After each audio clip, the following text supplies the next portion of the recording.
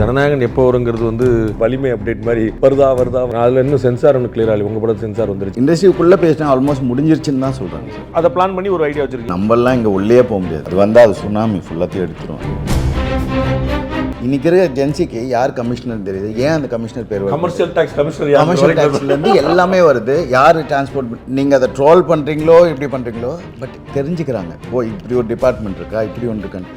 இது எல்லாத்துக்கும் காரணம் எனக்கு தெரிஞ்சு டிவிகேவாக இருக்கும்னு நினைக்கிறேன். சினிமா இண்டஸ்ட்ரிக்கு இந்த கவர்மெண்ட் என்ன செய்யணும்னு நினைப்பீங்க? அந்த எல்பிடி டேக்ஸ் எடுக்கணும், which is 4%. ப்ரைஸ் இன்க்ரீஸ் பண்ணணும். ஹீரோ கேஜிஆருக்கு என்ன மார்க் கொடுப்பீங்க அவுட் ஆஃப் 10? மார்க்கெட் வேல்யூன்னு 0 தான். ஆனால் ஒரு பர்ஃபார்மன்ஸுக்கு ஒரு மார்க் கொடுப்பீங்களா? ஆதிரன் 10 சார். நீங்கள் ரெவன்யூவாக பார்த்தீங்கன்னா 0, பட் பர்ஃபார்மன்ஸாக பார்த்தீங்கன்னா ஆதிரன் ஸ்கோர் 10ன்னு தான் சொல்லுவோம். இன்றைக்கி ஹீரோஸ் எல்லாம் வேல்யூ கிடையாது. நல்ல கதை இருந்தால் படம் சார் தருதலையாக சுற்றுறான் சார், ஒரு பையன் தபால் தலையாக மாறுறான் சார் அப்படின்னா இன்ட்ரெஸ்டிங் நினைப்பீங்க. பட் வந்து பிக்சரைசேஷன் பண்ணுறது ஒன்று இருக்குல்ல, ஒரு மேல் ஓரியன்ட் ஐஏஎஸ் ஸ்கிரிப்ட். ஸோ அதை நாங்கள் டிஸ்கஸ் பண்ணி தான் அதை ஃபீமேல் ஓரியன்டாக மாற்றி தட் ஃபிலிம் அதுதான் அறம். ஸோ அது எனக்கு நான் நினச்ச மாதிரி ஒர்க் அவுட் ஆச்சு. How to calculate the profit ஆக்சுவலாக வந்து அது என்ன நடக்குதுன்னு எப்படி தெரிஞ்சுக்கிறேன்? என்னோட டாக்டர் வந்து பெரிய ஹிட். எண்ட் ஆஃப் டே வந்து ஒரு காமெடி இருக்கு, ஆப்ரேஷன் சக்ஸஸ் பேஷண்ட் டைடு. அந்த கணக்கு ஹீரோ ஆகட்டும், டாக்டர் ஆகட்டும், ஐலான் ஆகட்டும், டாக்டர் வந்து இண்டஸ்ட்ரி ஹிட்டு.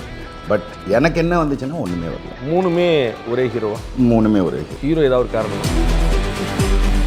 சிவகார்த்திகேயன் சாருக்கும் உங்களுக்குமான கெமிஸ்ட்ரி ஒருத்தர் அந்த பக்கம் பார்த்து இந்த பக்கம் பார்த்து. நான் ஜென்ரலாக எந்த ஹீரோஸும் நான் படம் இல்லை, யார் ஹீரோஸும் நான் க்ளோஸெல்லாம் இருக்க மாட்டேன்.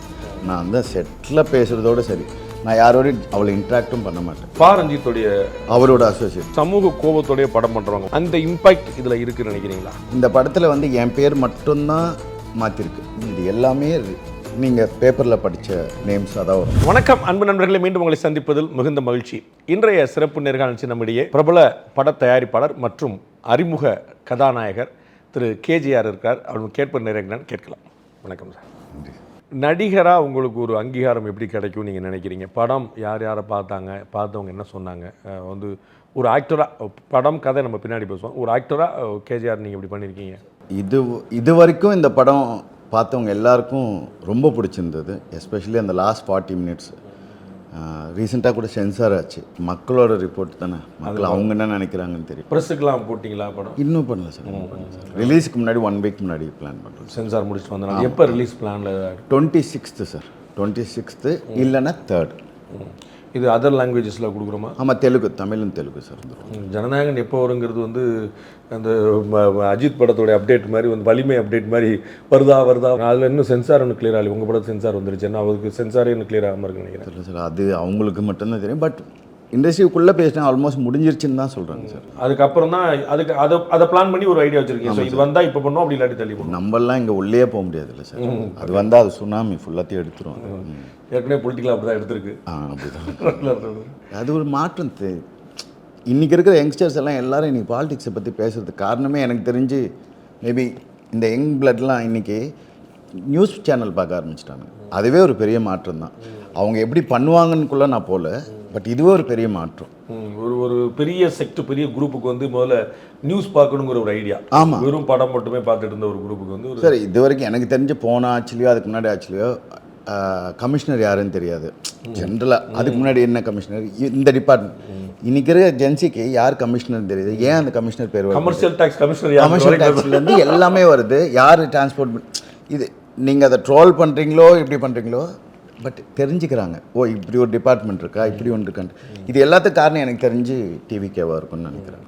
என்ன எதிர்பார்க்குறீங்க சிஎம் விஜய்கிட்ட இருந்து? சார் உடனே 10 நாள்லலாம் நம்ம எதுவும் எதிர்பார்க்குறோம். டைம் கொடுத்தா இந்த மாற்றம் நல்லதுன்னு நினைக்கிறேன். அது எந்த அளவுக்குன்னு இது என்னோட அபிப்பிராயம். இல்லை, இந்த மாற்றம் நம்ம வேணும்னு சொல்லும்போது ஏன் அப்படின்னு சொல்லுவோம்ல, பிகாஸ் இதெல்லாம் சரியில்லை இதுக்கு முன்னாடி, இப்போ இதெல்லாம் சரி பண்ணணும், அதனால தான் நம்ம மாற்றம் சொல்லுவோம். அப்படி நீங்கள் என்ன, what you will expect from a new government as a common மேனா, what you are expecting from him? Drug free society. இவங்க அந்த மாற்றங்கள் கொண்டு வந்து அவங்க சொல்கிற மாதிரி மாற்றங்கள், நான் சொல்கிறது ட்ரக் ஃப்ரீ சொசைட்டி, பெண்களுக்கு பாதுகாப்பு, இதெல்லாம் அவங்க சொன்னது பண்ணாவே போதும். மீதி நீங்கள் இதுக்கு முன்னாடி நம்ம மினிஸ்டர் பேர் கூட தெரியாது, எந்த டிபார்ட்மெண்ட் என்ன இன்றைக்கி எல்லாருக்குமே எல்லாமே தெரியுது. இதே ஃபோர்ஸில் போனாங்கன்னா தே கேன் மேக் இட். ஏன்னா இன்றைக்கி அவங்களோட ஸ்ட்ரென்த்தே பார்த்திங்கன்னா அந்த less than 30 இவங்க தான் நெக்ஸ்ட் ஜென்ரேஷன். இதை கான்சன்ட்ரேட் பண்ணாவே they can rule. So drug free society and law and order வந்து பேசிக். ஃப்ரீ பீஸ்லாம் நம்ம அப்புறம் கூட பார்க்கலாம். ஃப்ரீ பீஸ் வந்து காலங்காலமாக பண்ணிகிட்டு இருக்காங்க சார். அதில் அது வந்து மார்ஜின் ஆஃப் பீப்புள். ஈவன் அதை அனுபவிக்கிறவங்க கூட அதை விரும்ப மாட்டாங்கன்னு நினைக்கிறேன் கோயிங் ஃபார்வர்ட். இப்போ எல்லாமே நம்ம சம்பாரித்து நம்ம பண்ணணும்னு நினைக்கிறோம். கமல் சார் வந்து சிஎம்ஐ பார்த்துட்டு ஒரு பெரிய லிஸ்ட் ஆஃப் கோரிக்கை வச்சார் சினிமாக்கு. ஆமாம், சினிமாக்காரராக நீங்கள் ஒரு ஆக்டராக ப்ளஸ் ஒரு ப்ரொடியூசராக உள்ள இண்டஸ்ட்ரியில் இருக்கிறவரா நீங்கள் சினிமா இண்டஸ்ட்ரிக்கு அந்த கவர்மெண்ட் என்ன செய்யணும்னு நினைப்பீங்க? கண்டிப்பாக சார், அந்த எல்பிடி டேக்ஸ் எடுக்கணும், விச் இஸ் 4%. ப்ளஸ் என்னென்னா ப்ரைஸ் இன்க்ரீஸ் பண்ணணும். பட் அது யாருக்கு அப்ளிகபிள்னா only to the top tier 1 heroes. Tier 1 பார்த்தீங்கன்னா அவ்வளோ ரெஸ்பான்சிபிள் ஹீரோஸ் பார்த்தீங்கன்னா ஹார்ட்லி ரஜினி சார், கமல், அதுக்கப்புறம் விட்டிங்கன்னா அந்த ஃபேன்ஸ்ன்றது அவங்க 2 பேருக்கு தான், வேறு யாருக்கும் கிடையாது. கேட்க மாட்டாங்க. அட்லீஸ்ட் அந்த நம்பர்ஸ் அதில் ஈஸியாக அச்சீவ் ஆகலாம். ஸோ அந்த நம்பர்ஸ் அது ஏன்னா then you can call it's a real pan Indian. வேறு 1000 crores நம்ம இது வரைக்கும் அச்சீவ் பண்ணதில்லை. அந்த 1000 crores எல்லாம் எங்கே அச்சீவ் பண்ணால் இந்த நம்பர்ஸில் அச்சீவ் ஆகும். அது வந்து அதர் லாங்குவேஜில் பண்ணுறனால தான் சாத்தியமாக. நீங்கள் தமிழ்நாடு முழுக்க ஒன்று பண்ணால் சாத்தியமே இல்லை. சாத்தியமே இல்லை சார். அந்த நம்பரில் நீங்கள் அச்சீவே பண்ண முடியாது. பக்கத்துலேயே போக முடியாது. அதே நீங்கள் 600 rupees 700 rupees மற்ற பெங்களூர் பிவிஆர்லாம் போனீங்கன்னா அங்கே ஒரு காஸ்ட், அந்த காஸ்டிங் கொண்டு வந்தீங்கன்னா ஈஸியாக அச்சீவ் பண்ணலாம். ஸோ இப்போ தமிழ்நாட்டிலே அப்படின்னா அது எல்லா ஊர்லேயும் இருக்கணுங்கிற அவசியம் இல்லை. நாகர்கோவிலையோ திருநெல்வேலியிலோ இருக்க வேண்டியதில்லை. சென்னையில், மதுரையில், கோயம்புத்தூரில் இருக்கலாம் சார். 2 years முன்னாடி வரைக்கும் அந்த 2000 ரூபாய் ஒரு டிக்கெட் விற்றாங்க. நான் சொல்கிறது அது ஃபர்ஸ்ட் ஷோவை. அது லீகலைஸ் ஆகி 600 700 நீங்கள் சொல்கிறது அந்த ஹீரோஸ்க்கு மட்டும்தான் சொல்கிறேன். நீங்கள் அந்த நம்பர் அச்சீவ் பண்ணணும்னா மீதி ஹீரோஸ்க்கு வந்து ஃபேன்ஸுன்றது வந்து படம் நல்லா இருந்தால் ஓடும், இல்லைன்னா படம் ஓடாது. இப்போ உங்களுடைய பிளான் வந்து நடிப்பை என்னன்னு பார்த்துறது தான் அடுத்து. கண்டிப்பாக சார். அடுத்தடுத்து படங்கள் என்ன? இது ரிலீஸ் ஆகுது பை காட்ஸ் கிரேஸ். அடுத்து 2 படம் இவர் வினோத் சார் மார்க் ஆண்டனி எடுத்தாங்க. அவரோட ப்ராஜெக்ட் ஒன்று ஷூட் போயிட்டுருக்கு சார். அதுக்கப்புறம் வந்து அதுவும் ரியல் இன்சிடென்ட்டு. திருப்பியும் 3rd ஃபிலிம் வந்து தெலுங்கு ப்ரொடியூசருக்கு ஒன்று சைன் பண்ணிருக்கோம். That is again real incident தான். 3மே வந்து பேஸ்ட் ஆன் ரியல் இன்சிடென்ட்ஸ் தான். பியூட்டிஃபுல். எப்போ பண்ணுறோம் அது? அது வினோத் சார் ஷூட்டிங் போயிட்டுருக்கு சார். அது இந்த இயர் அண்ட் ரிலீஸ் பிளான் பண்ணுறோம் சார். அந்த 3வது படம் இன்னும் ஸ்டார்ட் ஆகலை. ஒன்லி இந்த ப்ரீ ப்ரொடக்ஷன் ஸ்டேஜில் இருக்குது சார். பட் 3மே அறம் டைப்பில் தான் இருக்கும். ரியல் இன்சிடென்ட்ஸ் தான் சார். இந்த 3ம் கமிட் ஆயிடுச்சு, இதில் பிளானில் இருக்கா? ஆமாம் சார், கமிட் ஆகிடுச்சு சார். இப்போ வெளி ப்ரொடக்ஷன்லேருந்து வருதா? வெளிநாட்கள் யாராவது கேட்குறாங்களா? நம்ம வந்து நீங்கள் ஒரு ப்ரொடியூசர் ஆகும்போது கொஞ்சம் ஒரு பயம் இருக்கும்ல, உங்கள்கிட்ட வரலாம் வரக்கூடாது, அவர் மாட்டார் பண்ண மாட்டார், அவரே பண்ணிக்கிடுவாருப்பா நம்ம. இல்லை சார், 4th 5th நிறைய பேர் அட்வான்ஸ் கொடுக்குறாங்க. பட் என்னென்னா எல்லாம் வந்து அட்வான்ஸ் கொடுத்துட்டு தேல் வெயிட் ஃபார் த ரெஸ்பான்ஸ். இந்த படம் எப்படி போகுதுன்ட்டு. யாராக இருந்தாலும் கண்டிப்பாக, நானாக இருந்தாலும் நான் எதுக்கு கேஜிஆர் வச்சு படம் எடுக்கணும், எனக்கு என்ன மார்க்கெட் இருக்குது அது. ஸோ இன்றைக்கி அது மாறுதுன்னு நினைக்கிறேன். இன்றைக்கி ஹீரோஸ் எல்லாம் வேல்யூ கிடையாது. நல்ல கதை இருந்தால் படம் ஓடுது. ஒரு ப்ரொடியூசராக நீங்கள் நிறைய படம் பார்த்தவருங்கிற முறையில், தயாரிச்சவருங்கிற முறையில் ஒரு ஹீரோ கேஜிஆருக்கு என்ன மார்க் கொடுப்பீங்க அவுட் ஆஃப் 10? மார்க்கெட் 0 தான். மார்க்கெட் வேல்யூன்னு 0 தான். ஆனால் ஒரு பர்ஃபார்மன்ஸுக்கு ஒரு மார்க் கொடுப்பீங்களா? நீங்கள் வந்து அதை படத்தில் எப்படி பண்ணியிருக்கிறான்னு பார்ப்பீங்களா? நீங்கள் ஸ்க்ரீன் பார்க்குறீங்க, இந்த பையன் எப்படி நல்லா பண்ணியிருக்காண்டா அப்படின்பீங்களா? அது வந்து நீங்கள் ஒரு வியூவராக, ஒரு ப்ரொடியூசராக, மார்க்கெட் ஆஸ் அ மார்க்கெட் வந்து டு ஸ்டார்ட் வித்துங்கனால 0 விழுந்த 0 கிடையாது. அது வந்து டு ஸ்டார்ட் வித்னா ஸ்டார்டிங் இப்போ தான் மார்க்கெட் ஆரம்பிக்குது. ஸோ ஸ்டார்டிங் பாயிண்டில் 0. பட் வந்து நீங்கள் ஒரு மார்க் பண்ணுவீங்களா? Okay, on your mark. அதுக்கான ஆதிரன் 10 சார். 0 to 10. நீங்கள் ரெவன்யூவாக பார்த்தீங்கன்னா 0, பட் பெர்ஃபார்மன்ஸாக பார்த்தீங்கன்னா ஆதிரன் ஸ்கோர் 10ன்னு தான் சொல்லுவேன். கான்ஃபிடண்ட்டாக சொல்லுவேன். அது பெர்ஃபார்மன்ஸாக பெர்ஃபார்மன்ஸாக சொல்லுவேன். டைரக்டர் உங்களை எப்படி வேலை வாங்கியிருக்கிறார் தென்பாதியா? அவர் ஒரு டெபியூட் டைரக்டர், அதனால நீங்கள் வந்து ஒரு பெரிய ப்ரொடியூசர். நீங்கள் இல்லை, டெபியூட் டைரக்டர்னா கூட ரொம்ப டார்ச்சர் தான் வச்சுக்கோங்க. ரொம்ப நான் 2 நாள் தூங்கிட்டு ஸ்கிப் பண்ணால் கூட வந்து ஷூட் போக மாட்டார். அது அந்த இது வர வரைக்கும், பர்ஃபெக்ஷன் வர வரைக்கும் ஷூட் ஆரம்பிக்க மாட்டாப்புல. அந்த ட்ரெயினர் வந்து சொல்லணும், ஆமாம் இங்கே வருதுன்ட்டு. அந்த லாஸ்ட் ஷெட்யூல் பண்ணுறதுக்கு முன்னாடி almost 90 days daily running training, almost everyday 3 hours running. அதில் வந்து ஒரு 4 நாள் ஸ்கிப் பண்ணிட்டு ஒரு இது வரல. அதுக்கு வந்து திருப்பியும் 1 month ட்ரைனிங் கொடுத்து அதுக்கப்புறம் தான் ஷூட்டிங் போவேன்ட்டு. ரொம்ப டார்ச்சர் தான். ஆனால் அது அவுட்புட் நல்லா வந்திருக்கு. அவர் என்ன எதிர்பார்த்தாரோ அது வந்திருக்கு. படம் இனிமேல் தான் ரிலீஸ் ஆகணும், அதுக்கான அவுட்புட் என்ன வரும்? ட்ரெய்லருக்கான என்ன ஃபீட்பேக் இருந்தது? ரொம்ப நல்ல ஃபீட்பேக் சார். எல்லாருக்கும் ரொம்ப பிடிச்சிருந்தது. எல்லாருக்கும் ஈஸியாக கனெக்ட் ஆச்சு. நீங்கள் சொல்கிறது காமன் மேனா இல்லாட்டி இண்டஸ்ட்ரி? காமன் மேனா, நாட் நான் சொல்கிறது ஸ்போர்ட்ஸ் பர்சன் கனெக்ட் ஆச்சு இப்படின்னு கனெக்ட். இல்லை, இண்டஸ்ட்ரியில் யாராவது சொன்னாங்களா பரவாயில்லையே ஏதாவது உருப்படியாக இருக்கிற மாதிரி தெரியுது அப்படின்னு? இண்டஸ்ட்ரியில் வந்து ஃபர்ஸ்ட் ஆஃப் ஆல் வந்து இது நீயான்னு கேட்டானுங்க, இது சிஜியான்னு கேட்டானுங்க. அந்த ஃபிசிக்கல் இதுக்கு அப்புறம் தெரிஞ்சவங்களுக்கு வந்து தெரிஞ்சது, நீ இதுக்கு தானே வந்த, ஐ திங்க் தெரியுது, அந்த இதில் தெரியுதுன்னு சொன்னாங்க. அந்த எஃபர்ட் தெரியுது. கிரிக்கெட் மேலே உங்களுக்கு ஏதாவது கோவம் இருக்கா? இது வந்து இது கிரிக்கெட்டை ஒரு கார்னர் பண்ணி ஒரு அதை டார்னிஷ் பண்ணுறதுக்கான ஏதாவது அட்டம் இருக்கா? எல்லாம் கிரிக்கெட்டுங்கிற மாதிரி ஒரு ரெஃபரன்ஸ் உள்ள அப்படி இல்லை. அது ஒன் ஆஃப் த கிரிக்கெட்டுக்கு கொடுக்குற அங்கீகாரம் இந்த ஸ்போர்ட்ஸுக்கு கொடுக்கலன்னு தான் அது ஆர்கியூமெண்ட். அது ஒன் ஆஃப் த ஆர்கியூமெண்ட் தான். அந்த ஆர்கியூமெண்ட்டில் அவங்க வந்து அது என்ன அஃபெண்ட் பண்ணுற மாதிரி ஏதோ பேசுவாங்க. அப்போ அந்த கிரிக்கெட்ன்றது ரைஸ் ஆகும். ஒரு அத்லட்டாக நீங்கள் என்ன எதிர்பார்ப்பீங்க? நீங்கள் வந்து இந்த படத்தில் நீங்கள் நடித்தது மூலமாக ஏதாவது கேள்விப்பட்டிருப்பீங்க எப்படி இருக்குது? ஒன்றுமே இல்லை, இந்த படத்தில் கேட்குற கேள்விக்கு பதில் சொன்னாவே எனக்கு தெரிஞ்சு தமிழ்நாட்டில் அடுத்த ஒலிம்பிக்கில் அட்லீஸ்ட் மினிமம் 10 பேர் ஜெயிக்கலாம். இந்த படத்தில் இந்த படத்தில் நான் இல்லை, டேரக்டர் கேட்ட கேள்விக்கு பதில் வந்தாவே தமிழ்நாட்டிலேருந்து 10 பேர் ஒலிம்பிக்கில் வருவாங்க, கண்டிப்பாக வருவாங்க. இந்த படம் வந்து தமிழ்நாட்டுக்கும் இந்தியாவுக்கும் ஒலிம்பிக் மெடல் வாங்கி தரப்போதா? கண்டிப்பாக. இதை பார்த்து புது ஸ்போர்ட்ஸ் மினிஸ்டர், புது கவர்மெண்ட் இந்த படத்தில் இருக்க கேள்விக்கு பதில் சொன்னாவே போதும். பேசிக்கலாகவே தமிழ்நாட்டிலையும் ஓவராலாக இந்தியாவிலையுமே வந்து ஸ்போர்ட்ஸ் வந்து ஒரு ஒரு ஒரு புறக்கணிக்கப்பட்ட விஷயமாக தான் இருக்குன்னு நினைக்கிறீங்க அத்லட்ஸ்? கண்டிப்பாக சார். நேற்று கூட ஒரு நியூஸ் வந்துச்சு சார். அதே நீங்கள் கிளப்ஸ் மூலமாக வரவங்க, பெரிய கிளப்ஸ் மூலமாக அவனுக்கு வேறு ஒரு ரெக்கக்னிஷன் இருக்குது. ஆனால் உண்மையாக ஓட்டுறவனுக்கு ரெக்கக்னிஷன் இல்லை. அந்த கேள்விகளை தான் இந்த படம் எழுப்புதுன்னு நீங்கள் நினைக்கிறீங்க? இதில் நம்ம சொல்கிற ஒவ்வொரு விஷயத்துக்கும் பதில் இருந்தால் தமிழ்நாட்டிலேருந்து எல்லாருமே ஒலிம்பிக்ஸ் ஈஸியாக வரும். இது உங்களுடைய பேட்டிலேருந்து புரிஞ்சுக்கும் போது இந்த படம் ரொம்ப சீரியஸாக இருக்குமோன்னு ஒரு பயம் இருக்குது. ஒரு காமன் மேன் வந்து இது ஏன் பார்க்கணும்? அங்கீகாரம் படத்தை ஏன் பார்க்கணும்? அங்கீகாரம்னா இது காமன் மேன் ஸ்போர்ட்ஸ் மூலமாக கேள்வி கேட்குறாங்க சார். இது எல்லா டிபார்ட்மெண்ட்டும் நடந்துச்சுன்னா சந்தோஷம்தான். உங்களோட அண்டர்ஸ்டாண்டிங்கில் இந்த கதையை பார்க்கும்போது, இந்த டயலாக்ஸை டெலிவரி பண்ணும்போது ப்ராப்ளம் எங்கே இருக்குதுன்னு நினைக்கிறீங்க? சிஸ்டத்துலையா, இல்லாட்டி ஸ்டேட் கவர்மெண்ட்லையா, இல்லாட்டி சென்ட்ரல் கவர்மெண்ட்லையா? சிஸ்டம் எல்லாமே சேர்ந்தது தான் சார். அரசியல் மிக்ஸ் ஆனதால் தான் பிரச்சனை.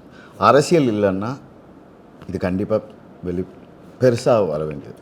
இந்த ஸ்போர்ட்ஸ் கிளப்பில் எல்லாத்துலேயுமே முதல்ல வந்து அரசியல்வாதிகள் வந்துடுறாங்க ஃபஸ்ட்டு. அவருடைய பையன், இவருடைய மருமகன், இவருடைய மச்சான். அது வந்து ட்ரஸ்டின்னு ஒன்று வருது இல்லை சார், அதுக்கும் ஸ்போர்ட்ஸுக்கும் சம்மந்தமே இல்லை. ட்ரஸ்டின்னு ஒருத்தர் இருப்பாங்க. You have so many departments in east. அவங்களுக்கு சம்மந்தம் இல்லாதது. இதில் ஹாஸ்டல் இருக்குது. ஹாஸ்டலில் யார் இருக்கா? இப்போ தமிழ்நாடு இந்த ஸ்போர்ட்ஸ் டிபார்ட்மெண்ட்டில் ஹாஸ்டல் இருக்குது. இங்கே இருக்கிற ஃபெசிலிட்டிஸ் மாதிரி எங்கேயுமே கிடையாது. பட் அதுக்குள்ளே யார் போகிறா? இந்த ஆதிரனால் போக முடியல.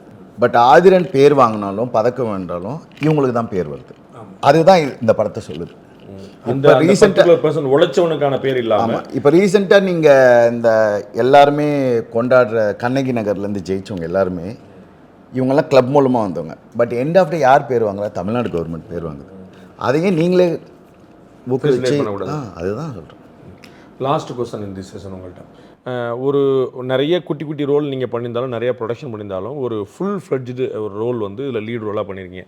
ஒரு ஆக்டராக இந்த படத்தை முடித்த பிறகு, ஸ்க்ரீனில் பார்த்த பிறகு உங்களுடைய டேக் வேணும், உங்களுடைய கான்ஃபிடன்ஸ் லெவல் கூடியிருக்கா, இன்னும் பெட்டராக பண்ணியிருக்கலாம்னு தோணுதா? How you feel? இல்லை சார், நான் என்ன நினச்சேனோ அது பண்ணிட்டேன் சார். அதில் குறை இல்லை. அது மட்டும் நான் வெயிட் பண்ணுறேன் இந்த படம் எங்கள் அம்மா காட்டணுன்ட்டு. ஏன்னா அவங்களுக்கோசம், ஏன்னா நான் திருப்பியும் எழுந்து ஓடுவேன்றது நம்பிக்கை அவங்க கொடுத்தது தான். அவங்க ஏன்னா ஆல்மோஸ்ட் அவங்க பார்த்து 5 வருஷம் 6 வருஷம் ஆகிடுச்சு டிவி பார்த்து. அதுக்கோசம் வெயிட் பண்ணுறேன். எவ்வளோ தூரம் காலை உடைச்சாலும் ஓடிய திருவன்றீங்க. அந்த கடைசி கிளைமேக்ஸ் தான் நான். அதனால தான் ரொம்ப கனெக்ட் ஆச்சு இந்த படத்தில். கதையை ஒன்லைன் பிடிக்கிற ஒன்று இருக்குல்ல. நான் வந்து ஸ்டோரி சொல்லும்போது சூப்பராக சொல்லுவேன் சார், தருதலையாக சுற்றுறான் சார், ஒரு பையன் தபால் தலையாக மாறுறான் சார் அப்படின்னா இன்ட்ரெஸ்டிங் நினைப்பீங்க. பட் வந்து பிக்சரைசேஷன் பண்ணுறது ஒன்று இருக்குல்ல, ஹவ் யூ ஜட்ஜ்? சரி, என்னென்னா அதுக்கு முன்னாடியே நான் பேங்க்கில் இருக்கும்போதே நிறைய ஸ்டோரி டிஸ்கஷன்ஸில் உட்காந்துருக்கேன். உட்காரும்போது நம்மளுக்கு தெரியும் நம்மளோட ஜட்ஜ்மெண்ட் ஏதாவதுன்ட்டு.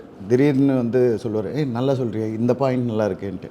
ஸோ எங்கேயோ ஒரு சரி ட்ரை பண்ண ஒரு வழி இல்லைன்ட்டு வந்து அந்த ஃபஸ்ட்டு படமே இட் வாஸ் மேல் ஓரியன்ட் ஸ்கிரிப்ட். அது ஒரு மேல் ஓரியன்ட் ஐஏஎஸ் ஸ்கிரிப்ட். ஸோ அதை நாங்கள் டிஸ்கஸ் பண்ணி தான் அதை ஃபீமேல் ஓரியன்டாக மாற்றி தட் ஃபிலிம் அதுதான் அறம். அப்படி வந்த படம் தான். ஸோ அது எனக்கு நான் நினச்ச மாதிரி ஒர்க் அவுட் ஆச்சு. ஸோ ஓகே, நம்மளோட ஜட்ஜ்மெண்ட் எங்கேயோ கொஞ்சம் கரெக்டாக இருக்குதுன்னு சொல்லி நம்பர்ஸாகவும் அந்த லீடு கேரக்டரை மேலாக இல்லாமல் ஃபீமேலாக மாற்றுங்கிற ஒரு கால் வந்து உங்களோடது. ஆமாம் சார். பியூட்டிஃபுல். பட் அதுதான் யூஎஸ்பி ஆக்சுவலாக. ஆமாம், அதுதான் யூஎஸ்பி. அது ஆக்சுவலாக ஒரு பெரிய ஹீரோக்கு போய் அதுக்கப்புறம் இங்கே வந்தது. ஸோ அது ஃபீமேல் ஓரியன்டாக மாற்றும் போது இன்னும் பவர்ஃபுல்லாக இருந்துச்சு. ஸோ அது ஒர்க் அவுட் ஆகும்போது ஓகே நம்ம ஜட்ஜ்மெண்ட் எங்கேயோ கரெக்டாக இருக்குன்ட்டு தென் ஐ வாஸ் இன்டு ப்ரொடக்ஷன். அதுக்கப்புறமும் உள்ளே நிறைய இருந்துச்சு நடிக்கணும்ன்ட்டு. இல்லை சினிமா முதல்ல கற்றுப்போன்னு சொல்லி எல்லாமே கரெக்டாக வந்தது. டெப்யூட்டி டைரக்டர் வச்சு பண்ண அப்படிங்கும்போது வந்து எக்கனாமிக்கலாக வேணால் வந்து ஒரு கம்ஃபர்டபுளாக இருக்கலாம். ஆனால் அவங்க மேலுடைய நம்பிக்கை வரணும்ல. ஏன்னா இதுக்கு முன்னாடி படம் பண்ணியிருக்காரா, இப்போ அறம் பண்ணியிருக்காரு அப்படின்னா, இப்போ நயினாரை பற்றி 4 பேருக்கு இன்னைக்கு தெரியும். பட் அன்னைக்கு முன்னாடி ஒரு ஜட்ஜ்மெண்ட் இருக்குல்ல, நீங்கள் வந்து ஏன் அதிகமாக டெபியூட் டைரக்டர் நம்புறீங்க? சார் என்னென்னா, நான் ட்ரை பண்ணும்போது எனக்கு ஒரு வழி இருந்துச்சுல்ல சார், ஒரு ஆக்டராக ஒரு வழி இருந்துச்சுல்ல. அப்போ நிறைய பேரை மீட் பண்ணியிருக்கேன் டேரக்டர்ஸை, சான்ஸுக்கு ரொம்ப திறமையான டேரக்டர்ஸ்லாம். இன்ஃபேக்ட் நீங்கள் சான்ஸ் கேட்டிருக்கீங்க, அவங்க சான்ஸ் கேட்டாங்களா? நான் சான்ஸ் கேட்டிருக்கேன், அவங்க கேட்டிருக்கேன். இன்ஃபேக்ட் வந்து இவர் இன்றைக்கி ரொம்ப ஃபேமஸாக இருக்கிற அட்லி ஐ சீன் ஃப்ரம் அந்த ஸ்டேஜ்லேருந்து. ஸோ எனக்கு தெரியும் அந்த அவங்களோட இது கஷ்டம் என்னன்ட்டு. நான் ஒரு ஆக்டராக இவ்வளோ கஷ்டப்பட்டுன்னு, அப்போ அது மாதிரி ஆளுங்களுக்கு ஏன் நம்ம சான்ஸ் கொடுக்கூடாதுன்ட்டு நான் இது வரைக்கும் எடுத்த என்னோட ஓன் ப்ரொடக்ஷனில் எல்லாமே புது directors. How to calculate the profit? ஆக்சுவலாக வந்து அது என்ன நடக்குதுன்னு எப்படி தெரிஞ்சுக்க? சில பேர் என்ன சொல்கிறாங்க, ஒரு நேம் வந்துருச்சு அப்படின்றாங்க, ஆனால் வந்து மணி வந்துச்சான்னு தெரியல. அதாவது பேர் வந்து படம்னா படம் சூப்பர் படம்ப்பா, படம் நல்ல படம் பாடுறாங்க, பட் எக்கனாமிக்கலாக அது என்ன ஆச்சுங்கிறத எப்படி புரிஞ்சுக்கிற ஆக்சுவலாக? சார் அப்படி பார்த்தீங்கன்னா என்னோடய டாக்டர் வந்து பெரிய ஹிட்டு, பட் எண்ட் ஆஃப் டே வந்து ஒரு காமெடி இருக்கு, ஆப்ரேஷன் சக்ஸஸ் பேஷண்ட் டைடு, அந்த கணக்கு தான். டாக்டருங்கனாலேயோ மேபி அப்படி டாக்டருங்கனால அப்படி ஆயிடுச்சு. டாக்டர் அயலான் அந்த மாதிரிலாம் அது வந்து சிக்கலாக வரும் இல்லை. அந்த 3 படமே சார், ஹீரோ ஆகட்டும், டாக்டர் ஆகட்டும், அயலான் ஆகட்டும், டாக்டர் வந்து இண்டஸ்ட்ரி ஹிட்டு. பட் எனக்கு என்ன வந்துச்சுன்னா ஒன்றுமே வரல. 3மே ஒரே ஹீரோவா? 3மே ஒரே ஹீரோ தான் சார். ஹீரோ ஏதாவது ஒரு காரணமா? ஹீரோலாம் காரணம் கிடையாது சார். நடுவில் வந்து கொரோனா வந்துச்சு, அது ஒரு 3 இயர்ஸ் மாட்டிக்கிச்சு. எல்லா ப்ராஜெக்ட்ஸும் அயலான் டாக்டர் எல்லாம் மாட்டிக்கிச்சு. வேறு இன்ட்ரெஸ்ட் ரேட்ஸ் அதாவது அந்த ஃபஸ்ட்டு படம் ஹீரோன்னு ஒரு படம், அந்த படம் இட்ஸ் எ ஹியூஜ் லாஸ். நான் ரொம்ப எதிர்பார்த்தேன், இருந்தாலும் நான் அண்டர்டேக் பண்ண ப்ராஜெக்டாக இருந்தாலும் எதிர்பார்த்தேன் because of the combination. But அதெல்லாம் ஒர்க் அவுட் ஆகலை. அதே பீரியடில் தான் நீங்கள் வந்து காப்பி ரணசிங்கம் பண்ணீங்க. அது வந்து ஓடிடியில் கொடுத்தது. அது ஒரு மாதிரி ஹேண்டில் பண்ணிட்டீங்களோ? இல்லை சார், எனக்கு தெரிஞ்சு ஓடிடியில் ஃபஸ்ட்டு வந்து டைரக்ட் ஓடிடி ஆன் ப்ரைஸ் பேசிஸில் விற்றது அந்த ஒரு படம் தான் எனக்கு தெரிஞ்சு. அது ஜிடிவிக்கு பெரிய லாபம் அந்த படம். உங்களுக்கு? எனக்கும் ஓகே சார். எனக்கு வந்து அப்போ என் ப்ராப்ளம் வந்து எனக்கு ப்ராஃபிட் வருமானம் இல்லை. I want to come out of the இது. ஏன்னா அந்த டைமில் ஆல்மோஸ்ட் 4 ப்ராஜெக்ட்ஸ் நான் சும்மாவே வச்சுருந்தேன். ஆல்மோஸ்ட் 3 வருஷம் ரெடி பண்ணி அப்படியே இருந்துச்சு. ஈவன் டாக்டர் கூட நான் ஓடிடி தான் ஆல்மோஸ்ட் போயிட்டேன். அதுக்கப்புறம் வந்து இல்லை வேணாம், கொஞ்சம் வெயிட் பண்ணி அதுக்கப்புறம் தான் தேட்டர் வந்தோம். படத்துடைய காஸ்ட்டுக்கு கிட்டத்தட்ட ரொம்ப நெருக்கி ஈக்குவலாக வர்ற மாதிரி ப்ரொமோஷனில் ரொம்ப செலவழிச்சிட்டிங்களோ? கலைப்புலி தானுக்கு வந்து ஒரு டெக்னிக்னு சொல்லுவாங்க, அது வந்து படத்துக்கு ஈக்குவலாக, படத்துக்கு 100 ரூபா செலவழிக்கிறாருன்னா ஒரு 20-30 ரூபா ப்ரொமோஷனுக்கு செலவழிச்சுடுவார். திரும்ப நடம் பூரா வந்து டாக்டராக இருப்பார், ஹீரோவாக இருப்பார், இல்லாட்டா அயலானாக இருப்பார், அந்த மாதிரி பயங்கரமாக இருக்கும் அப்படின்னு அது வந்து ஒரு டாக்கை கிரியேட் பண்ணும். அது கலைப்புலி அண்ணன் வந்து அந்த மாதிரி வந்து செய்வாங்க. அது மாதிரி உங்களுக்கு வந்து ப்ரொடக்ஷன் காஸ்ட்டு தாண்டின ப்ரொமோஷன் காஸ்ட் வந்து பெருசாக அப்படி இல்லை சார். ப்ரொடக்ஷன் காஸ்ட் தான் ஜாஸ்தி. இந்த 3 ப்ராஜெக்ட்டுமே என் கண்ட்ரோல் கிடையாது. எனக்கு சொன்ன நம்பர்ஸ் வேறு, அச்சீவ் பண்ண நம்பர்ஸ் வேறு. ஸோ அது பண்ணும்போது அது ஒன்ஸ் உள்ளே போயிட்டோம், அதுக்கப்புறம் வெளியே வர முடியாது. சரி ஓகேன்னு அப்படி போன ப்ராஜெக்ட்ஸ் தான் இருக்குது. என்ன டேக்அவே உங்களுக்கு வந்து எக்கனாமிக்கலாக அது ஒரு லாஸு, ஆனால் என்ன பாடம் கற்றுக்கிட்டீங்க நீங்கள்? பாடம் கற்றுக்கினா நம்மளுக்கு கண்ட்ரோல் இல்லாத விஷயத்த கை வைக்கக்கூடாது. அடுத்தவங்க யாராவது ப்ரொடியூஸ் பண்ணிட்டு போகிறாங்க, நம்ம உள்ளே போகக்கூடாது. இது அந்த ஒரு காமெடி வருமே, வடிவேல் வந்து ஒரு டீக்கெட்டில் உட்காந்துருப்பார், பேப்பர் படிச்சு, அண்ணா அவன் பாருங்கள் உங்கள் முன்னாடி பேப்பர் படிக்கிறான், சரி படிச்சுட்டு போட்டேன்னா அண்ணா நீங்கள் எவ்வளோ பெரிய ஆளுன்னு சொல்லுவான். அதில் வந்து அவன் கீழே விழுவான். அது மாதிரி நடந்தது தான் எனக்கு. ஐ திங்க் அந்த டைமில் எனக்கு எல்லாருமே அட்வைஸ் பண்ணாங்க, வேணாம் ரிஸ்க்கு வேணான்ட்டு. மனுஷபுத்திரன் ஒன்று எழுதியிருப்பார், அந்த கவிதை நல்லாயிருக்கும். அது கடவுள்கிட்ட கேட்டிருப்பார், எனக்கு ஏன் இவ்வளோ பெரிய தண்டனை, நான் என்ன அவ்வளோ பெரிய தப்பு பண்ணிட்டேன்ட்டு. அப்போ நீ என்ன பண்ணேன்ட்ட, நான் பண்ணதெல்லாம் வந்து மனிதர்களை நம்பியது தான் சொல்லியிருப்பாங்க. அவ்வளோதான் ஒரு பண்ண தப்பு. அது மாதிரி எதுவும் நடந்துருச்சு எனக்கு. நம்ம அந்த ராமநாதபுரத்தில் அந்த மிலிட்ரி மேன் அந்த பழனி அவருடைய இடத்துக்கு வந்து ஃபைலாக கொடுத்தீங்க, அந்த மாதிரி விஷயம் கேட்குறேன் சார். அது என்னென்னா, நம்ம ராமநாதபுரத்தில் காப்பி ரணசிங்கம் பண்ணும்போது நடந்த இன்சிடென்ட்டு. அது ஒரு மாதிரி நம்மளுக்கு ஒரு மாதிரி, ஒரே தமிழ்னு ஒருத்தர் இறந்துட்டான்னு சொல்லும்போது அந்த வீட்டில் ரொம்ப இதாக இருந்தது. அதனால் நான் அதை ஹெல்ப் பண்ணேன் சார். அவங்களுக்கு எஜுகேஷன் ஃபுல்லாக எஃப்டி போட்டு கொடுத்தேன் நான். நான் எங்கேயுமே பப்ளிசைஸும் பண்ணல. நான் கூட நேரிலலாம் போய் பார்க்கல. அங்கே ராமநாதபுரம் மேனேஜரை வச்சு அப்படியே கொடுக்க சொல்லிட்டேன் நான். சிவகார்த்திகேயன் சாருக்கும் உங்களுக்குமான கெமிஸ்ட்ரி? வி டாக் டு, அதெல்லாம் ப்ராப்ளம் இல்லை. ஒருத்தருக்கு அந்த பக்கம் பார்த்து இந்த பக்கம் பார்த்து அப்படியெல்லாம் எதுவும் கிடையாது சார். நீங்கள் அந்த பக்கம் பார்த்து பேசுகிறேன், இந்த பக்கம் அப்படி இல்லை சார். நான் ஜென்ரலாக எந்த ஹீரோஸும் நான் யார் ஹீரோஸும் நான் க்ளோஸெல்லாம் இருக்க மாட்டேன். நான் வந்து செட்டில் பேசுகிறதோடு சரி, நான் யாரோடையும் அவ்வளோ இன்ட்ராக்டும் பண்ண மாட்டேன். ப்ரொஃபஷனல்னால் ப்ரொஃபஷனல் தான். ஹீரோ கூடலாம் பேச மாட்டேன், ஒன்லி ஹீரோயின் கூட. அப்படியெல்லாம் இல்லை. நான் யாரோடய ஜென்ரலாக பேச மாட்டேன். இப்போ அடுத்த 2 படங்கள் வந்து நம்ம வந்து அவரே ஒரு ப்ரொடியூசர் ஆகிட்டார் அப்படிங்கிறனால அது வந்து நியர்பை டேட்டில் ஏதாவது சாத்தியமாக சிவகார்த்திகேயன் சாரோட? இல்லை சார், நான் ரெடியான any time it will happen. நான் எப்போ ரெடி ஆகுன்றது யூனிவர்ஸ் ஹஸ் டு டெல். அங்கீகாரம் கிடைச்ச பிறகு? ஆமாம், அங்கீகாரம் கிடைச்சதுக்கப்புறம்.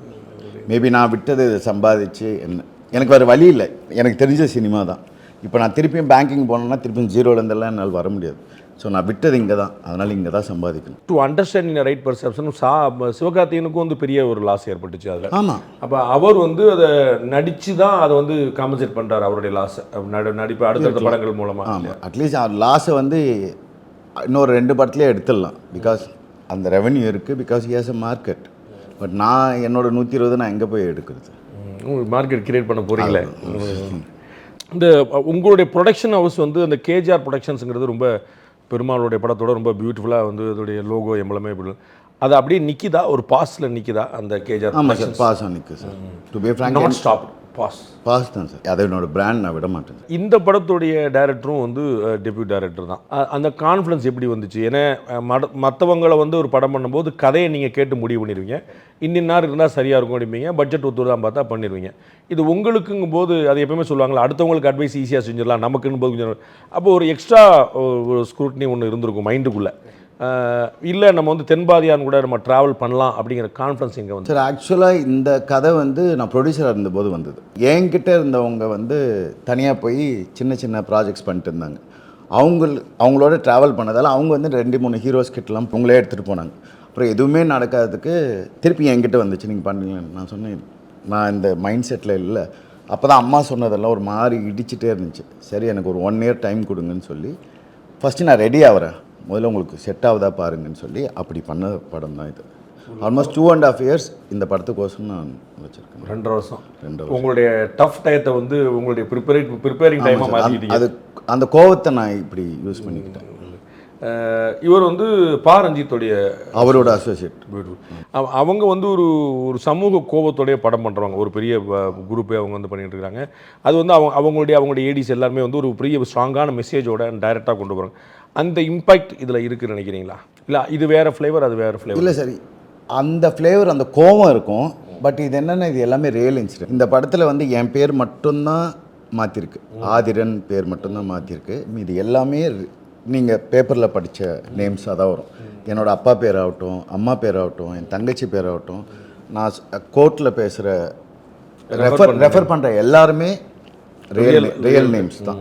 ஸோ இந்த ஹீரோது பேர் மட்டும்தான் மாற்றிருக்கோம். அது இல்லாமல் எனக்கே ரொம்ப கனெக்ட் ஆச்சுன்னா, நான் எப்படி இந்த 7 வருஷம் அடி வாங்கினனோ அதே மாதிரி இவன் அடி வாங்கி லாஸ்ட்டில் ஜெயிக்கிறானா இல்லையான்றது தான்.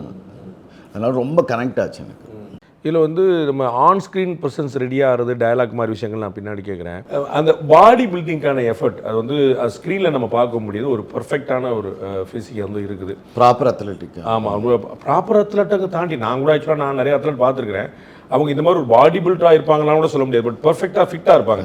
நீங்கள் வந்து எக்ஸ்ட்ரா ஒரு எஃபர்ட்டே போட்டு உங்களுக்கு வந்து நர்வ்ஸ்லாம் வந்து போட்டு நீங்கள் டோலேருந்து ஷோல்டர் வரைக்கும் அவ்வளோ ஃபுல்லாக அவ்வளோ பெரிய. அது அந்த ஒலிம்பிக் கோச் தான் வந்து இதுக்கு ஆல்மோஸ்ட் 1 இயர் அவரோட நான் ப்ராப்பர் ரன்னிங் ட்ரைனிங் எடுத்தது. மகேஷ்ன்ட்டு இப்போ ரீசெண்டாக வந்து இந்த கண்ணகி நகரில் ஜெயித்தவங்க எல்லாமே ஐ திங்க் மகேஷ் தான் ட்ரெயின் பண்ணது. ஐ திங்க் 1 இயர் அவர்கிட்ட போய் உட்காந்து ட்ரெயின் பண்ணி. ஸோ ஐ திங்க் அவரோட எஃபர்ட்டும் பெருசு. ப்ளஸ் என்னோட ட்ரெயினர்ஸ் அவர் வந்து ரன்னிங் ட்ரைனிங் பண்ணார். இவங்க வந்து என்னோடய பாடி ஃபிசிக்கல் ட்ரான்ஸ்ஃபர்மேஷன் ஃபுல்லாக பண்ணது. இது ஃபஸ்ட் டைம் கிடையாது. ஆல்ரெடி நான் ஒரு 4 இயர்ஸ் முன்னாடி 2014 ஒரு வாட்டி பண்ணியிருக்கேன். அந்த சான்ஸ் வரும்போதெல்லாம் ஒரு வாட்டி பண்ணி இதானோன்னு டிப்ரெஷன் மோடில் போயிடுவேன் நடக்கலன்னா. இப்போ இது வந்து எவ்ரி டே நீங்கள் வந்து ரெடி பண்ண முடியும். ஏன்னா ஷார்ட்டில் நீங்கள் வந்து அந்த ஃபுல் ஸ்டிஃப்னஸை நீங்கள் காட்டணும் அப்படின்னா அந்நேரம் 2 தண்டால் பஸ்கி இதெல்லாம் எடுத்து. இல்லை சார், 2.5 இயர்ஸ் இதில் பண்ணது ஆட்டோமேட்டிக்காக. நான் லாஸ்ட் 40 டேஸ்லாம் நான் போவே இல்லை. அது அப்படியே இல்லை மெயின்டைன் பண்ணது தான். உங்களுடைய ஃபஸ்ட்டு ஃபிலிம் அப்படின்னு பண்ணும்போது அது ஒரு ஸ்போர்ட்ஸு ப்ளஸ் ஒரு கோர்ட் ட்ராமா அப்படிங்கும்போது நிறைய டயலாக் இருக்கும். அது வந்து சரி வருமா? அதுதான் நானும் பயந்தது. ஆமாம், அதை ஃபஸ்ட் பார்ட் வந்து ஸ்போர்ட்ஸ் வந்து எவ்வளோ ரீச் ஆகும் அப்படிங்கிற ஒரு கேள்வி. இப்போ இறுதி சுற்று மாதிரி அதில் பேஸ் பண்ண அதில் விஷயங்களில் ஒரு பெரிய சக்ஸஸ் இருந்தாலும் அந்த ட்ராமாவை நம்மளால் பண்ண முடியுமா அப்படின்னு ஒன்று இருக்குல்ல. ஏன்னா வந்து இதை ஓடுங்க நில்லுங்க வாங்கன்னா கிரவுண்ட்லேயே தான் பாதி படம் இருக்கும். அப்போ வந்து அது கனெக்ட் ஆகுமான்னு உங்களுக்கு ஒரு பேசிக்காக ஃபியர் வந்துடும். ஏன்னா இன்னொரு விஷயமா பார்த்தீங்கன்னா ரொம்ப நாளாக இந்த படம் சுற்றிக்கிட்டே இருக்குது இந்த கதை. அங்கே போகுது இங்கே வருது. அப்போ ஆக்சுவலாக ஒரு தயக்கம் தானே வரணும் நமக்கு. வந்து வேண்டாம்ப்பா ஏதோ லாக் ஆக மாட்டுது அப்படின்னு தானே வந்திருக்கணும். அப்போ வந்து நம்ம இல்லை தயக்கன்றது எல்லாருக்கும் வந்து கோர்ட் போர்ஷன் ரொம்ப பிடிச்சிருந்தது. அந்த ஸ்போர்ட்ஸ் போர்ஷன் பண்ணுறதுக்கு ஏன்னா இவர் ஜேபி என்றவர் அவர் ரொம்ப தெளிவாக இருந்தார். எனக்கு டபுள் ஆக்ஷன் பண்ணலாமான்னு இருந்துச்சு ஃபஸ்ட்டு. இந்த கோர்ட்டில் வாதாடுறவன் இவனோட கோச்சாக பிளான் பண்ணாங்க. கோச் பிரதர் அப்படி பிளான் பண்ணாங்க. அப்படி பிளான் பண்ணி அவர் வந்து தெளிவாக இருந்தார், இவன் தான் இவனாக இருக்கணும்ன்ட்டு. அவர் ரொம்ப ஸ்டெப்பனாக இருந்தார். அவனோட வழி அவன் சொன்னாதான் அது வலிக்கும்ன்ட்டு. ஸோ இன்னொரு லாயரை கூட்டு வரதோ அந்த மாதிரி சமாச்சாரம் வராது. அது இல்லாமல் இது எல்லாமே நடந்துச்சு சார், ரியலாக நடந்தது அவனுக்கு. ஒரு உண்மை சம்பவத்துடைய அடிப்படையில் தான் அந்த ஆதிரன் பேர் மட்டும்தான், மீதி எல்லாமே உண்மை தான். லென்த்தி டைலாக்ஸ் கோர்ட் ட்ராமா அதில் வந்து அது கட் பண்ணி போக முடியாத அந்த எசன்ஸ் இருக்காது. அது வந்து ஸோ வந்து அதை ஒரு சிங்கிள் டேக்கில் நீங்கள் மல்டிபிள் ஃப்ரேம் வச்சாலும் அது வந்து சிங்கிள் டேக்கில் போனால் தான் அந்த இது லைஃப் கிடைக்கும். அது ஹவு டஃப் இட் வாஸ். போக போக எனக்கு இதாகிடுச்சு சார். அதனால தான் வந்து டேரக்டர் கூட அவர் என்ன பண்ணியிருப்பாருன்னா சின்னதாகவே ஸ்டார்ட் பண்ணிப்பார். அந்த கிளைமேக்ஸ் மட்டும்தான் அந்த பெரிய ஷாட். அது ப்ராக்டிஸ் பண்ணேன் சார், ப்ராக்டிஸ் பண்ணேன் டெய்லி உட்காந்து கண்ணாடி முன்னாடி உட்காந்து. ஏன்னா வந்து யார் வேணாலும் நடிக்கலான்றது இருக்குல்ல சார். இப்போ திடீர்னு ப்ரொடியூசர் வந்து ஹீரோ ஆனானா என்ன யார் வேணாலும் பண்ணலாமே, என்ன பெரிய விஷயம்ட்டு அந்த டிஃப்ரென்ஸ் காட்டணுக்கோசரம் கொஞ்சம் எஃபர்ட் போட்டு.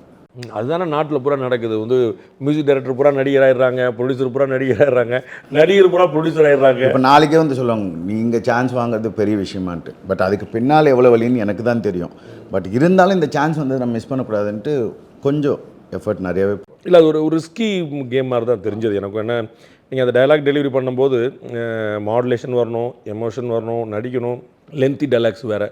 அது ஒரு டஃப்பான விஷயம். கொஞ்சம் தப்பாச்சுன்னா மிஸ் வேறு ஆகிடும். ஆமாம், அது வந்து மல்டிபிள் ஷார்ட்ஸ் எடுத்திருந்தா கூட பரவாயில்ல, எல்லாம் சிங்கிள் ஃப்ரேமாகவே நிறையா போச்சு. அது வந்து நம்ம வந்து வேறு ஆங்கிள் வச்சுருந்தா கூட அது ஒரு சார். அது ஆதிரியனா நான் பேசலை, கேஜிஆராக பேசினேன். அதனால் ஏன்னா அந்த எனக்கு நடந்ததை நான் அப்படியே அங்கே மேபி அப்படி இருந்ததாலும் ஈஸியாக வந்துச்சோன்னு நினைக்கிறேன். நீங்கள் ஒரு எமோஷனல் கனெக்டும் ஆகிட்டீங்க. ஆமாம், எமோஷனல் கனெக்ட். ஏன்னா எல்லா சீனுமே எனக்கு எமோஷனல் கனெக்ட். இந்த படத்தில் வந்து அம்மா ஒவ்வொரு வாட்டியும் இவனை வந்து இது பண்ணுறது அந்த அம்மா கனெக்ட் ஆச்சு. ப்ளஸ் இவன் கேள்வி கேட்குறான்ல, அந்த கேள்வி கேட்குறதெல்லாம் நான் யாரெல்லாம் அவங்கள கேள்வி கேட்குற மாதிரி இருந்தது. கடைசியில் வந்து அந்த கிளைமேக்ஸும் வந்து என்னை சுற்றி அந்த என்வரான்மெண்ட் எனக்கு என்ன பண்ணிச்சுன்றது கோவத்தில் பண்ணேன். அந்த எதிர இருந்த லாயர் வந்து லாயரமா இல்லை போல, உங்களுக்கு எதிர இருந்த கேரக்டர் தான் போல. உடனே பாடுறா என்ன கேட்குற பாடுறா அப்படின்னு சொல்லிட்டு அந்த டைலாக் டீல் ரொம்ப இன்ட்ரெஸ்டிங்காக இருந்துச்சு. குடிசை வாழ்க்கை அது வந்து எப்படி வந்துச்சு? அவன் வந்து ஒரு ஸ்லம்மில் இருந்து போய் வந்து அந்த படத்தோடைய ஷூட்டில் நம்ம பார்க்குறோம். ரியல் ஸ்லம், அது வந்து ஒரிஜினலான. அதிலே கூட தேங்க் பண்ணுறீங்க மாட்டாங்குப்பம். ஆமாம், மாட்டாங்குப்பம் வந்து அந்த அங்கேயே தான் வந்து கிட்டத்தட்ட வாழ்ந்து அங்கே போயிருக்கு. You realise their life. அது ஒரு காமன் மேன் அங்கே சிரமம். அது நல்லா இருந்துச்சு, இவ்வளோ அடி வாங்காமல் அது நல்லா இருந்துச்சு. நீங்கள் பேசிக்கலாக ஒரு அத்லட்டாக இருந்திருக்கிறீங்களா? இல்லை சார், எனக்கு ஸ்போர்ட்ஸுக்கு சம்மந்தமே கிடையாது. வாழ்க்கை துரத்தி ஓடினது தான் க்ரௌட்லலாம் ஓட. எனக்கு நான் சொன்னேன்ல சார், ஜீரோலேருந்து வந்தேன்ட்டு என்னோடய ட்ரீம் எல்லாம் வந்து சீக்கிரம் க்ரோத் ஆகணுன்ட்டு. அதனால் பயங்கரமாக ஓடினேன். நான் காலேஜ் படிக்கும்போதே நான் பார்ட் டைம் பண்ணிட்டு இருந்தேன். லயலா காலேஜ் படிக்கும்போது 12:15 கிளாஸ் முடிஞ்சிடும். 12:15 எல்லோ பேஜஸில் போய் ஒர்க் பண்ணுவேன். லயலாவில் படிக்கும்போதே யூஸ் டு earn 15,000 20,000. சீக்கிரம் ஓடணும்னு எனக்கு ரொம்ப அதனால தான் அதே இது சினிமாவில் வந்தால் ரொம்ப ஃபாஸ்ட்டாக ஓடிட்டேன்னு நினைக்கிறேன். அந்த கடவுள் டம்முன்னு ஒன்று கொட்டி போதும் அப்படின்ட்டு. ரொம்ப நன்றி. இவ்வளோ நேரம் உங்களுடைய கருத்து நேரத்தை வந்து உங்கள் நல்ல நோக்கம் நிறைய வாழ்த்துக்கள். தேங்க்யூ.